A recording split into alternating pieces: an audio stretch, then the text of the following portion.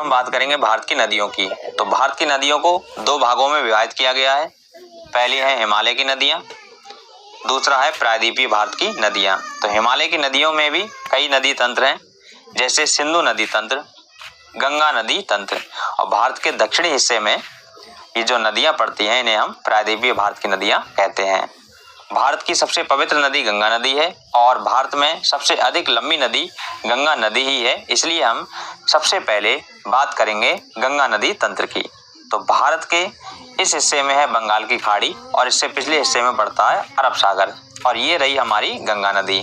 गंगा नदी दो देशों में बहती है, पहला देश है भारत और दूसरा देश है बांग्लादेश। भारत के उत्तराखंड से निकलती है और अंत में बांग्लादेश में जाके और बंगाल की खाड़ी में गिरती है। हम बात करें गंगा नदी की, ये हमारे भारत के 5 राज्यों से होकर गुजरती है: उत्तराखंड, उत्तर प्रदेश, बिहार, छत्तीसगढ़ और पश्चिम बंगाल।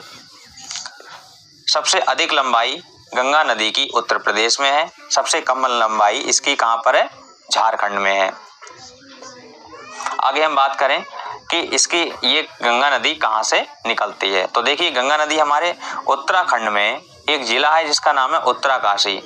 इसमें एक स्थान है गोमुख। गोमुख से गंगोत्री ग्लेशियर से एक नदी निकलती है जिसका नाम है भागीरथी। क्या नाम है? भागीरथी। इसके पास में ही एक ग्लेशियर और है, इसका नाम है सतोपंत ग्लेशियर। यहाँ से निकलती है हमारी अलकनंदा नदी और जहाँ पर इन दोनों नदियों की धाराएं मिलती हैं वहां पर बनता है देवप्रयाग। और जब इन दोनों धाराओं के मिलने के बाद जब ये नदी आगे बढ़ती है तो ये हमारी भारत में कहलाती है गंगा नदी, जिसकी लंबाई है 2525 किलोमीटर। अलकनंदा नदी उत्तराखंड में जब आती है तो इससे कुछ और नदियां भी दाईं तरफ बाईं तरफ से आके मिलती हैं, जहां पर अन्य प्रयाग भी बनते हैं जो कि परीक्षा के लिए महत्वपूर्ण है। तो आइए पहले हम उन्हें देख लेते हैं। तो ये रहा हमारा उत्तराखंड। उत्तराखंड में एक ग्लेशियर है, इसका नाम है सतोपंत। सतोपंत से जो नदी निकलती है वो है विष्णु गंगा। अब यही उत्तराखंड में एक ग्लेशियर और है, इसका नाम है मिलाम। मिलाम से एक नदी निकलती है दाईं तरफ से जिसका नाम है धौली गंगा। जहां ये विष्णु गंगा और धौली गंगा आके मिलती हैं वहां बनता है विष्णु प्रयाग।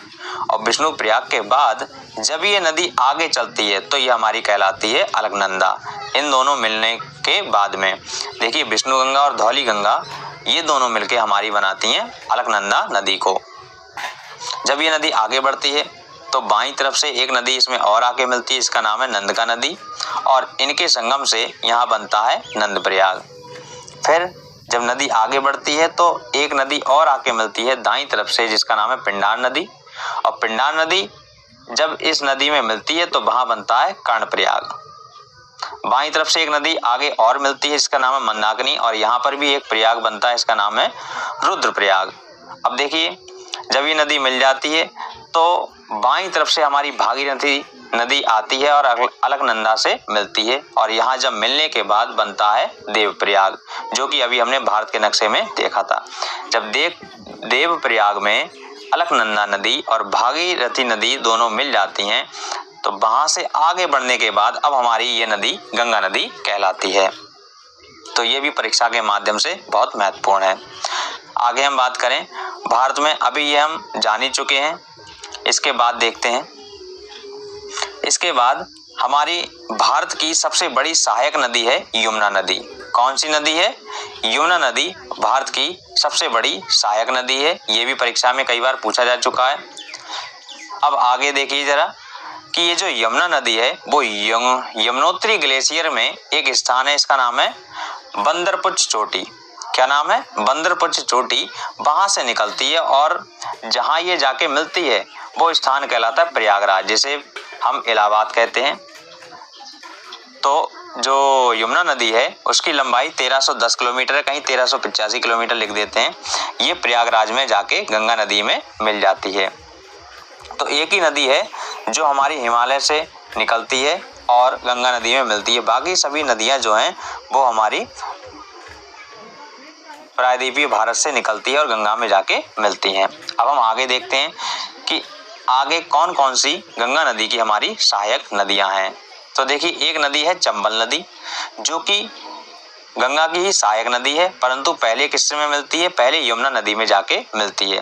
एक नदी और है सिंध, ये भी पहले यमुना में मिलती है। बेतवा, ये भी यमुना में मिलती है। और केन, ये 4 नदियां आपको ध्यान रखनी है। चंबल, सिंध, बेतवा, केन, ये नदियां भी भारत की, ये नदियां भी गंगा नदी की सहायक नदियां कहलाती हैं, परंतु ये पहले यमुना नदी में जाके मिलती हैं, उसके बाद इनका मिलाप गंगा नदी में होता है। इसके बाद एक नदी और है, इसका नाम है टॉस नदी। टॉस नदी सीधे गंगा नदी में जाकर मिलती है। इसके बाद बाईं तरफ से एक नदी और आती है, इसका नाम है सोन नदी, ये भी डायरेक्ट गंगा नदी में जाके मिलती है। तो देखिए, ये प्रश्न में कई बार पूछा जा चुका है कि सबसे बड़ी सहायक नदी कौन सी है, तो यमुना नदी है। उसके बाद हम आगे बात करें, ये हमारी जितनी भी नदियां थी ये बाईं तरफ से गंगा नदी में मिलने वाली नदियां थी। अब हम देखते हैं दाहिनी तरफ से गंगा नदी में कौन कौन सी नदियां आकर मिलती हैं। तो दाहिनी तरफ से देखिए, पहली है रामगंगा, ये रामगंगा नदी हो गई। फिर है गोमती और फिर है घाघरा, ये हमारी दाहिनी तरफ से आती हैं। ये उत्तर प्रदेश में आके प्रवाहित होती हैं। इसके बाद देखिए और है गंडक, कोसी। तो देखिए गंडक कोसी नदी जो है वो भारत में बिहार में बहती हैं, लेकिन ये घाघरा, गंडक, कोसी, ये 3 नदियां नेपाल से निकलती हैं और भारत में आकर गंगा नदी में मिल जाती हैं। ये भी आपको परीक्षा के माध्यम से ध्यान रखना है। एक नदी और है जिसका नाम है महानंदा, जो कि दाईं तरफ से ही आकर गंगा नदी में मिलती है। ये बिहार और पश्चिम बंगाल की सीमा पर बहती है। आगे हम बात करें, देखिए ये है हमारी ब्रह्मपुत्र नदी, ये हमारी चीन से निकलती है और चीन में इसे क्या नाम से पुकारा जाता है, सांपो नदी। सांपो नदी नाम से इसे चीन में पुकारा जाता है। इसकी लंबाई है 2900 किलोमीटर। जैसे ये अरुणाचल प्रदेश में प्रवेश करती है, इसका नाम हो जाता है ब्रह्मपुत्र। और उसके बाद जैसे ही ये बांग्लादेश में एंटर कर देती है, इसका नाम हो जाता है जमुना नदी। ये भी आपको परीक्षा के माध्यम से ध्यान रखना है। आगे हम बात करें कि ये हमारी जो गंगा नदी है वो जैसे ही बांग्लादेश में एंटर करने वाली होती है, उससे पहले ये 2 धाराओं में बढ़ जाती है। एक धारा हो जाती है हमारी, ये हुगली नदी बन जाती है, जो कि हमारी अंत में बंगाल की खाड़ी में गिरती है, और एक मेन धारा निकल जाती है, बांग्लादेश में पहुंचती है। और जैसे ही हमारी गंगा नदी बांग्लादेश में एंटर करती है, इसका नाम हो जाता है पद्मा। क्या नाम हो जाता है? पद्मा नाम हो जाता है। आगे हम देखते हैं एक स्थान और है चांदपुर। कौन सा जिला है? चांदपुर। चांदपुर जिला से एक बराक नदी निकलती है, जो कि दाईं तरफ से आती है और हमारी गंगा नदी में मिल जाती है। और जब ये गंगा नदी में आगे मिलती है तो इसके बाद हमारी गंगा नदी का नाम हो जाता है मेघना। क्या नाम हो जाता है? मेघना। देखिए हमारी गंगा नदी बांग्लादेश में किस नाम से जानती है? हम बांग्लादेश में किस नाम से जानी जाती है? सॉरी, पद्मा नाम से जानी जाती है। और जब ये 3 नदियां, गंगा नदी, जमुना नदी और बराक नदी, ये तीनों मिल जाती हैं, तो तीनों मिलने के बाद जो नदी बनती है उसे हम मेघना नदी कहते हैं।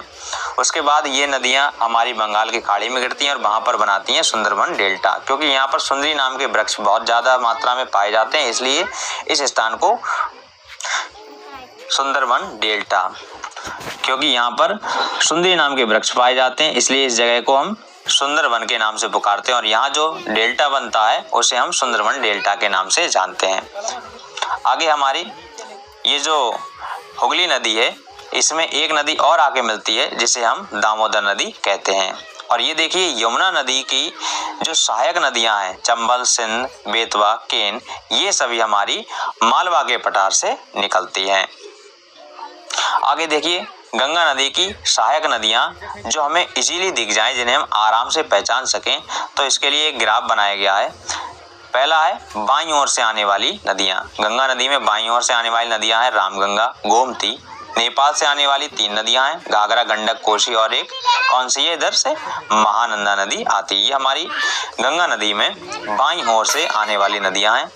अगला इसका पार्ट है दाईं ओर से आने वाली नदियां। देखिए यमुना नदी, ये हमारी गंगा नदी में जाके मिलती है। और यमुना नदी की सहायक नदियां कौन कौन सी होंगी? चंबल, बेतवा, केन, ये हमारी यमुना में मिलती हैं, फिर जाके गंगा में मिलती हैं। और अगली है टोंस और अंत में है सोन नदी।